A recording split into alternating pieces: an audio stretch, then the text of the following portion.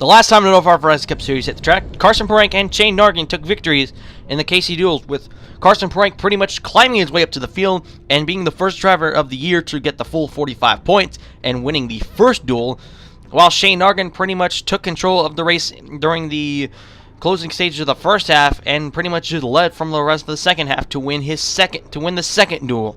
This week we head to the Boston International Speedway, the 1 mile oval located in Boston, Massachusetts. We have been at this track since 1989 and has produced some really good moments. The big news story coming out of this weekend was the big news that Mike Hogan has officially decided that he will not return to Tyson Bell Racing following the conclusion of the 2014 season, most likely due to bad performances by himself and also poor engine management by the team, and also mainly disputes. The two teams that Hogan has narrowed down to is either Ease Racing or Hal Wilson Racing.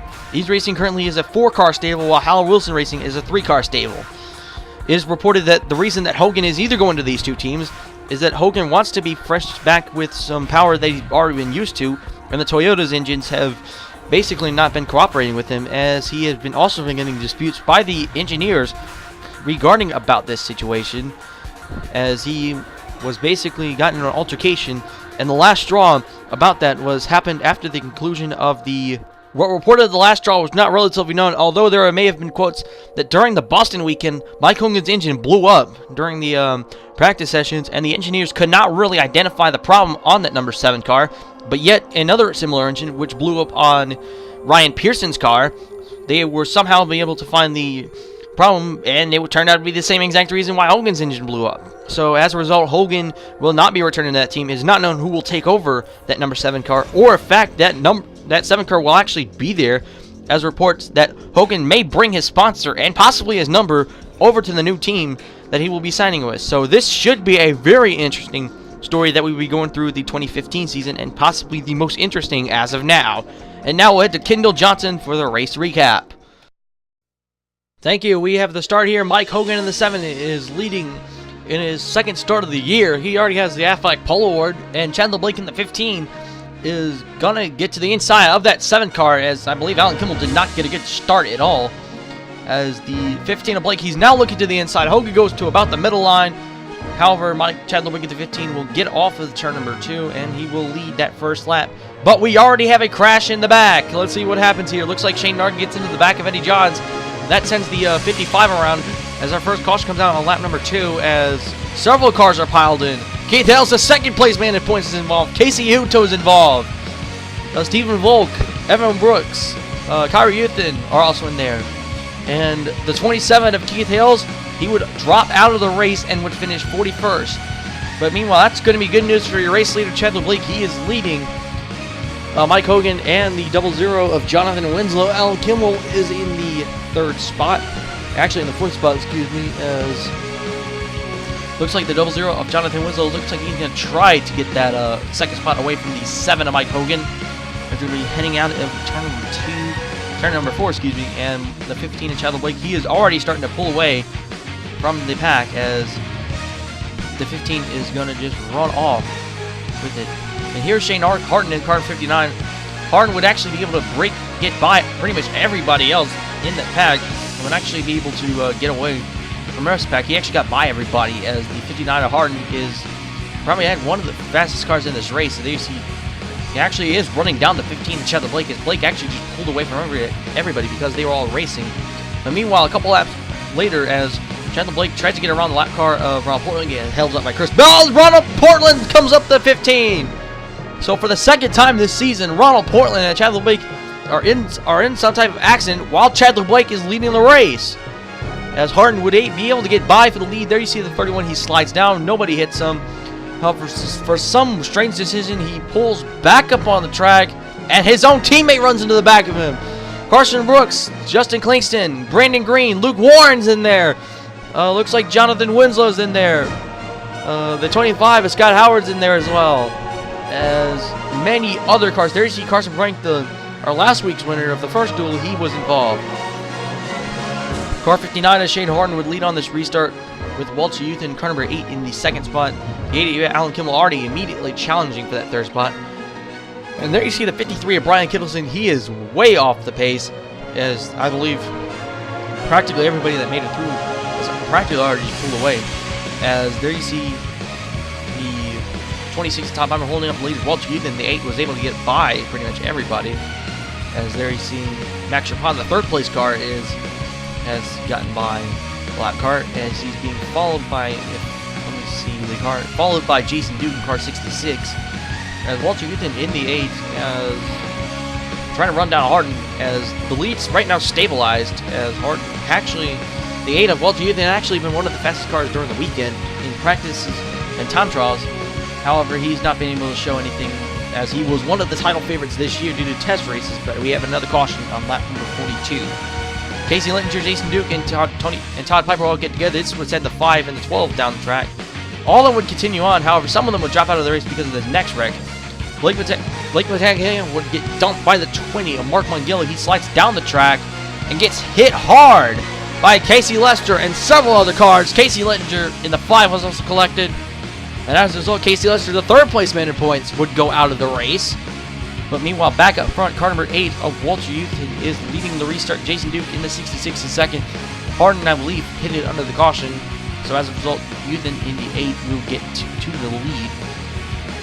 As the 66 of Duke is trying to get by, as you see Billy Garber in the 4, the lap car is there. Chris Bell on the 38, 3 laps down, and then Max Rapon, the 2nd place driver, is trying to get to the 2nd spot with help from Scott Johnson in the 58.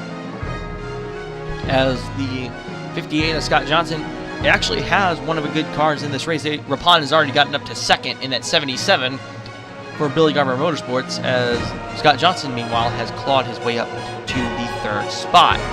As Walter Youth, as a result of that battle going on, Walter Youth was able to pull away. However, the 58 of Scott Johnson would be able to run down the 8 as he got by Rapon.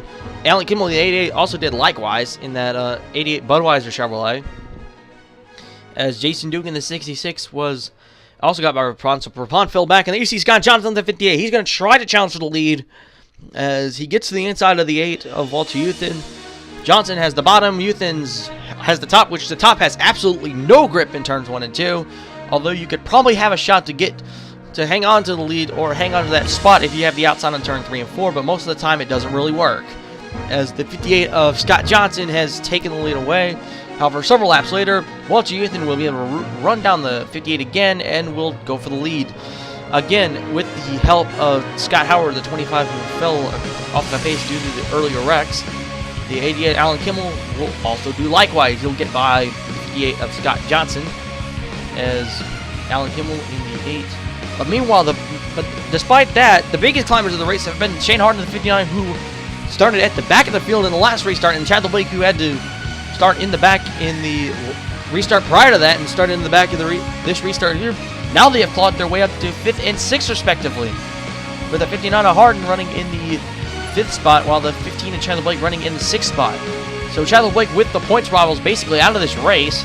This actually brings the 15 a lot of momentum, and both cars were really strong in the second half, although the 59 was stronger. We would have to precaution lap 117, and this would bunch the field up. And on the restart, Walter Youth in the 8 is going to be leading with Chadler Blake in 2nd and Shane Harden in 3rd. And how about that?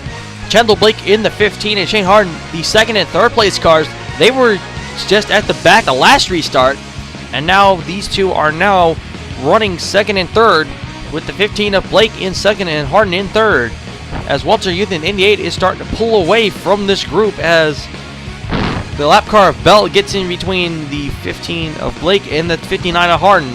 Harden in the 59 had the fastest car. He got a really good run going into turn 3, and he's going to use that run to come off turn 4 to get under the 15. And it appears that 59 will get by the 15 very easily, as the 15 tries to make a charge on the outside, but the 59 has the better line and will successfully complete the pass on the 59. A few laps later, Harden in the 59 will make the pass on car number 8 of Walter Youthen. As the 59 of Harden's going to get to the bottom of the racetrack, and the 8 of Youthen is going to stick it to about the top, and as a result, the 59 of Harden will take the lead in that number 59, as Walter Youthen in the 8 will try again, but it doesn't seem that the car will handle well in the in the dirty air, as the 59 Harden, once he got the lead, he just basically took off, as he had one of the strongest cars in the race. However, the very interesting battle will actually go down for second between each racing teammates, Walter Youthen and Chadler Blake. Blake right now has the second spot, while Walter Youthen in the 8 is looking for it, as Youthen in the 8 is going to get a decent run off of 4, as the 15 of Blake has nothing really to lose, since the fact that his points rivals have basically crashed out, and the worst he would probably finish would be about 26th. But really, he has nothing to lose, as the 8 of Walter Youthen will get very close to that 15. It looks like he will try to get under, but couldn't really get there. And now the 8 of Youthen is going to pull to the inside, and the 8 of Youthen will get to the second spot. Hey, he has the nose now. Can the 8 get him? Looks like he gets a run in the middle of turn 1 and 2. And looks like that 8 car will complete the pass. And Youthen would actually just drive away from the 15. And one car that would be close on Blake would be the 58 of Scott Johnson. And that 58 was just coming, as that 58 was just coming in a hurry for the 15 of Blake, as potentially if this pace keeps up, Johnson could probably get by the 15 of Blake before they even take the white flag, as the 58 is going to get into turn number 1. But meanwhile, back up front, Shane Harden has built an 8-second gap, and he's still pulling away as we take the white flag this time by. Harden is on his way to his second victory of the season here at Boston, as Harden has run very well here at Boston. His worst finish was 24th in the 2012 race. He finished 7th in 2011. He finished 5th in 2013, led the most laps in that race. And out of 4, Shane Harden will win here at Boston. Walter Youthen will get second spot. Chadler Blake holds off a hard-charging Scott Johnson. So Shane Harden joins Chadler Blake as the only drivers to have multiple wins in the season so far. Chadler Blake's 2 wins have come at Chicagoland and California. Harden's first win of the season came at Atlantic City. Harden also officially leads the most laps. He led 80 laps, and actually that 80th lap that he led was actually on the final lap, as Walter Youthen actually led 79. So as a result, Harden will get the bonus points for leading the most laps. Harden will just get, while Youthen will get nothing.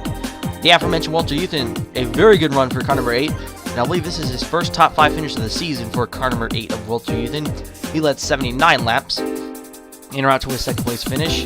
Chadler Blake at the 15 finishes third. He led 34 laps and actually was outrun by the 8 of Walter Youthen. However, he was able to stabilize the gap between him and Scott Johnson, and he will get the third spot over Scott Johnson, who finishes in 4th. Rounding out the top 5, finishing about 16 seconds back from the leaders, and finishing about 7 seconds back from Scott Johnson is Alan Kimmel in car number 88 in that Chevrolet.